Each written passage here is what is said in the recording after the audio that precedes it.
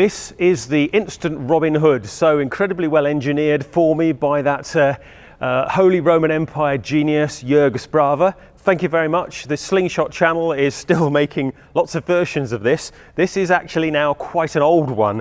I think there's quite a few more variations on this that Jörg has come up with. This is obviously a fairly early prototype. Now, the first video I did, it was literally an unboxing and using for the first time, so I was unfamiliar with it as a weapon, but that was deliberate because I wanted to see what it was like straight away, my first impressions. I've had a few weeks to play with this a bit more, and I wanted to come back and explain a few thoughts that I've had about it. Before I go any further, let me just address one of the comments. Let me show you its features.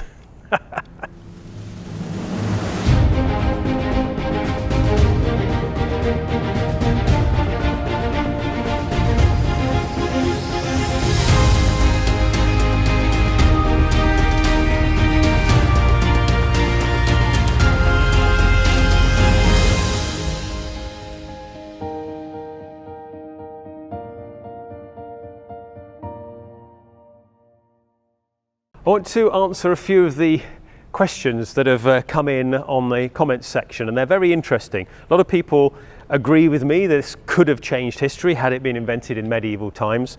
A lot of people disagree, and they have a number of different comments. First of all, is it just a crossbow? Well, the answer is it kind of resembles a crossbow if you do that. So if it's on its back now, it sort of looks like a crossbow with extraordinarily long limbs and the shaft there, the barrel of the crossbow, if you like. But it isn't a crossbow, or rather, it's partly the way to a crossbow, because a crossbow stores mechanical energy and you release it with a trigger. This version does not store mechanical energy. If I want to hold a shot, I've got to use muscle power and just hold it there. And then loose. So the device itself is not under any strain whatsoever. There is no tension in this device. The device has tension in the bow limbs, but there's nothing apart from holding the arrows in place that happens to this piece of wood. So there will be no test of this should this be a war weight bow. A couple of people have talked about whether the arrows would be as effective against armor or be able to have as much impact as anything else. Well, remember, kinetic energy is about mass times velocity squared, half mv squared. So if you can shoot faster, you can actually get more kinetic energy. The light arrows obviously go further. With everything else the same, a light arrow will travel further than a heavy one. And as we know, for world record attempts at the longest shot, they use incredibly light arrows, and they use devices that are designed to shoot short arrows with a very, very long draw, because the longer draw you've got, the more energy, the more of a power stroke you've got going into the arrow, which is what it's all about. And obviously penetrating power of an arrow depends on all sorts of different factors, what you're hitting, what the head of the arrow is like, and all sorts of other things. It's a bit of a complex topic. Needless to say, if these are shot from the same bow, these will have the same amount of kinetic energy as a heavier arrow. Quite flatteringly, me using this device has been compared unfavorably to Lars Anderson and other master archers who can shoot incredibly quickly and are very, very skillful. Now, that's quite frankly a bit silly, because you're comparing me, who's a complete novice at using longbows, to somebody who spent many, many years perfecting their skill. Now, the simple fact that this device puts me in a broadly similar category of speed shooter to somebody who's possibly as good as anybody's ever been on the planet at shooting a bow quickly means that this device has done its job, because this device is not designed to beat the best archers in the world. This device is all about making bad archers into very good archers, or making people that can't do archery into effective missile troops. It's been known back in ancient times that money is an important component of winning wars. There was a famous Roman, Marcus Tullius Cicero, back in around 100 150 BC. So a long, long time ago, 2,000 years ago. And he said, gold is the sinews of war. And what he meant by that was, the person with the more money typically wins the war, simply because it costs a lot of money to fight wars. It was the same in the ancient times. It's exactly the same today. The key thing about this device is that you could hire cheap soldiers relatively easily, give them this device, and make them very effective archers. So you weren't paying for your expert archers who could be better than this bow, but you were paying for cheap soldiers and lots of them. You pay for this device and lots of them, and you can shoot more arrows down range than the enemy can. And that is a battle-winning strategy. That can win wars. So the purpose of this device isn't to turn people into master archers or expert archers overnight. The purpose of this device would be, had it been deployed in European medieval warfare, would be to turn cheap soldiers into effective missile troops. You can gather together the sweepings of the local tavern, give them this, and make an effective arrow storm very, very cheaply. So that was my point. Not that this can compete with a master archer, but this can make a rubbish archer into a very good one.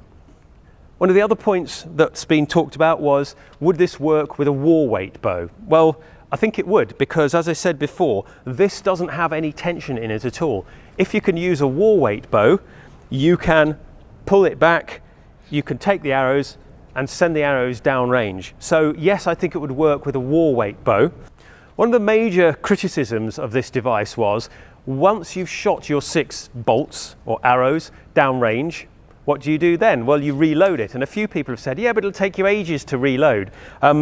It doesn't take you ages to reload. And arguably, if you've shot 6 arrows and they've shot 1, theoretically, you've done a lot more damage to them anyway before you even need to reload. But one of the things I want to show you is reloading and shooting 5 or 6 of these arrows to show you how long it takes. So I'm going to time it and demonstrate how it can be done.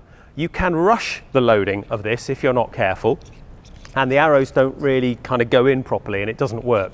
So you do need to take a little bit of care in what you're doing, but it doesn't take very long. So just to recap, what this is an English longbow. This is about a 35-pound weight self bow. It's a longbow because it's a single piece of wood and it's just over 6 foot and it works through the whole of its length. So it is not a warbow because that's a certain weight, draw weight. It is about 35 pounds. So it's quite a light bow, but it's something I'm very comfortable with.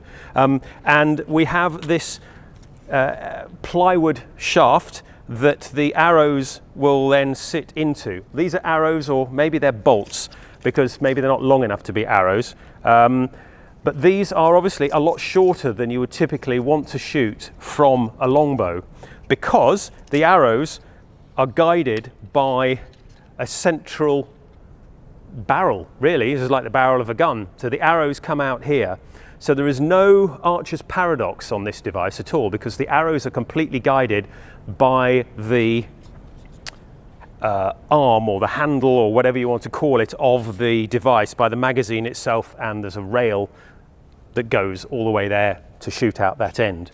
You put the bolts in this way, and they are 2-fletched bolts, so they go in there, but I'm going to, how many have I got? I've got 6 here. Probably going to use 5 for the experiment and have 1 for a spare, because I'm always losing arrows. The arrows are held down by this lever, which goes to press them in so that they can be shot. So what I'm going to do now is a worst case scenario. My equipment is on the ground here. I'm going to time it, the time it takes me to pick this up, load it, and loose all 5, maybe 6 arrows if I want to get them in there. In fact, I'll do 5 just because it's the manufacturer's recommended number. So let's go. Start. The enemy's coming. Reload.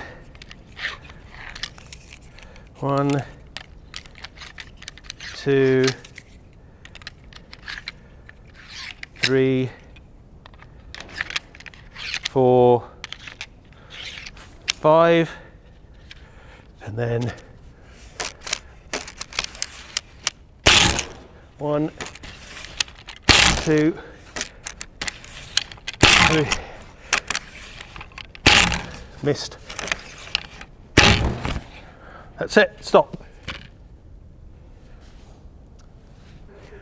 40 seconds to pick the device up, load it, and loose 5 shots. That's not too bad, and I'm not particularly well practiced, and the environment's a little bit damp as well, so the device itself, wood, is slightly swollen actually, so it's not completely perfectly smooth as it was when it was completely dry.